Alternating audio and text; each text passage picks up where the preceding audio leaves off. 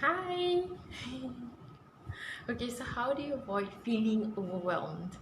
Now, this is a topic that came out yesterday because I don't know about you, but somehow I believe that yesterday was a really like demanding day.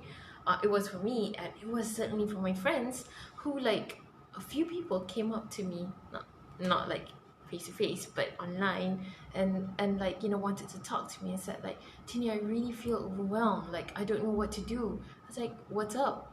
Like, and this is not just one person. There was like I think four in all yesterday, and spill over to today even, and they said that some of them are learning something new, and when you learn something new it's easy to feel overwhelmed because you're not familiar with it, and you feel like okay, there's a lot to go through, and probably you're like working at the same time, and maybe you're like you have a family, you have kids, you have family, and you have a lot of things to do, and you just feel like there's not enough time for you to go through everything and to make everything perfect and everyone happy, and you feel like slowly you are being pulled apart and you're being torn to pieces. And like my friend yesterday, she felt that she was learning and learning and learning and learning, but she felt like she was not going anywhere because it was all too much, and the more that she learned, the more she like don't can't cope or not understand things. And I really get it, guys. Like I have been in that place where when I learn something new and I feel like, oh my god, this is like a lot, and a lot to take in, a lot to do, a lot to accomplish. And at one point you feel so frustrated with yourself because you feel like you want to go, you want to do it, but you can't because you don't understand. But when you read up more, you get more confused, and then you can't move, so it's like a chicken and egg dance. And it's so easy to just roll over, and just it will snowball. This feeling of like overwhelmness will snowball, and eventually it will be a burnout. If you don't control your feeling of overwhelmness, you will end up with a burnout, and that is the last thing you want to be and do, because a burnout is like an extended period of time where you are not productive, you cannot think straight, you're like pissed. It is not an okay state, and that's the worst state for you to be, for your family, for your business, for whatever you want to achieve in life.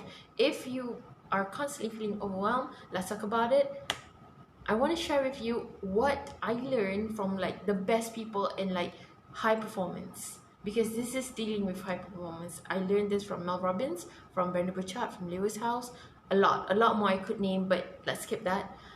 The thing that I realized that helped me overcome any feeling of overwhelmness is basically when we have a lot of things going on here in our brain. Oh, I gotta do this, I gotta settle this, I gotta call that person, I gotta finish this task, I gotta do this homework, I gotta learn about this, and yet I gotta like handle day-to-day life and kids and family and parents and everything. So whatever that you need to do, whatever that is worrying you, giving you anxiety, you have to do brain dump immediately. You have to take a piece of paper and a pen and immediately write everything down. You guys, if you're coming online now and you're coming with me, just say hi and I'll read the comments in a bit. Hi Ragoon, hi Tom. Can we continue? Okay, so you gotta do that brain dump. It's really important. Put everything that you gotta do. I know that you may think that, oh, I already have that list. Write it again. Obviously that initial list is not working, so you gotta write it again. Write all of the things that is worrying you, that you need to finish, that you need to accomplish, you haven't done it. Okay, so write it all out, and now from that huge list, just pick three things. Just three. Yeah, I know there's like a whole E4 there, but just pick three things, because that is the most optimal amount. Like I've tested it and a lot of people have tested it. This is the most optimal amount. Just choose three things that you can do today to get the needle moving in whatever task you want to accomplish in your business, in your goals, in your health, wealth, relationship goals. Just three things every single day. And another thing that is really important that helped me personally is, I've talked about this before, starting your morning really the right way is when you do not touch your phone, and and see all the messages that's coming in, all the comments, because when we see those, we will immediately want to react, because that's human nature. When people reach out to us, we want to like reply immediately, because that's the kind of person we are. We are very reactive. However, it is not in your best interest to reply to every single message at the time that it comes in, because you have to respect the time that you have in doing whatever you need to do to move any goal that you need to move in your life and in your business. So you need to set healthy boundaries. This is healthy stuff for you. Nobody's gonna think about this except for you. And just spare that time in the morning, whatever, if you have like 6 hours, 7 hours, or if you have 3 hours just for yourself to work on your task, and time block it. And within those time blocks, make sure there's 3 time blocks. And after you finish one time block, make sure that during that time block there's no interruptions whatsoever. Like, I do not appreciate any intrusions. I do not accept any calls. If somebody died, okay, that's like the biggest thing. If somebody died, somebody will call you like 3 times to let you know it's okay. Don't worry, everybody and everyone will still be online. You just need to do what you need to do for you, okay? So set those time blocks for yourself, and then in between that time blocks, do not accept any intrusion whatsoever. And in between those time blocks, like after you finish one task and then you want to go to another task, make sure that you give your mind a break, because your mental needs that. It needs to recalibrate what you're thinking in the first task, and then break and then start a new one. Because if you just jump from one to another, your brain will probably, like when you do the second task, your brain will probably be still in like the mentality of the first task, and then you end up like switching gears in between, and then you won't be as productive, as creative as you need to do to be for your task, for your work. Okay, so this is really, really, really key.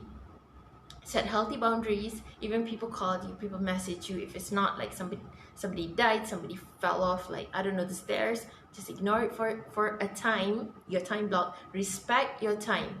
People will treat you how you teach them to treat you. If you respect your time, other people can learn to respect your time. But if you let people come in and intrude you at every single time, like because it's important for them, for their task, that's where we feel overwhelmed, because we don't feel like we are in control of our own time. And time is the only commodity that we really have.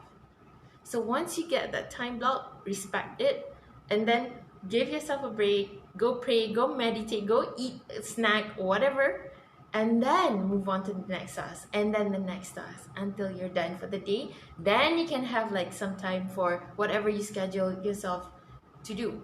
And if you feel like, okay, within that time block I didn't get to finish, I didn't get to do, don't worry, schedule another time block, just like before you sleep, or preferably not before you sleep, preferably like right before or right after dinner, half an hour, and call this your catch-up time. Catch-up time is when you catch up on the first task or the second task, things that you just need to finish a little bit more. Yeah, so you don't drag out the time blocks. You catch up during the times that you schedule it to catch up. And this is really, really important. And this has helped me, like, let me just repeat. First, brain dump everything, schedule it according to importance, and time block, and respect that time block. People will respect your time if you respect your own time, okay? Do not accept any intrusion to your time. Then you will see like the needle moving forward in your business, in your tasks. And that's how you get things moving, but you don't feel overwhelmed. You are in control. And always, always, always in between the time blocks, and especially during early morning, reset, make sure that you are centered, your gravity centered, your feelings, your emotion, because anything that you want to achieve, the driving force is how you feel about it. If you are coming from a state of, I'm so tired, I cannot do this, and like people are coming at me in a victim mode, that is how you're gonna run for the rest of the day. And that is not a powerful state to be in. So you have to be certain within you in the morning. Set this in the morning. That's why I don't touch my phone in the morning. Like, set it center gravity yourself that whatever comes, I can take it. Whatever comes, I'll deal with it. Whatever comes, I'll figure it out. This is really important. And this is what helps you overcome overwhelm. Knowing that whatever happens, you can still figure it out. And there's a place and a time for everything. So set your time and respect it. Then other people will learn to respect your time as well. So I hope this helps, because I've been getting a lot of messages of people being overwhelmed, and I really hope this helps for you. Okay, so thank you for tuning in, guys. I just want to say hi. Sally's here. Hi Gerald. Hi Evan. Hi Tom. Tom just commented next time one of my boys fall and start crying, I will tell them to schedule an appointment to get my attention and comfort.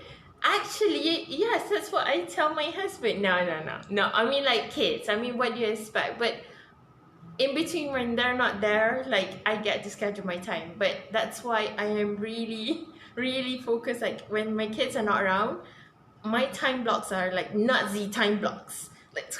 Yeah. But when my kids are back, because they don't understand this, they can't compute this. It's they're constantly up in my face, touching my boobies. I should have not said boobies. Anyway, they are just up in my face. So yeah, there's always a time for family and there's time to time block. And some people don't get it. If it's your kids, it's fine.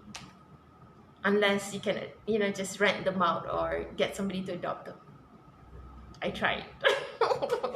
Hi Shane.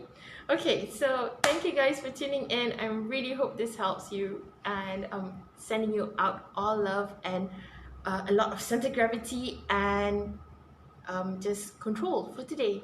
Love you. See you tomorrow.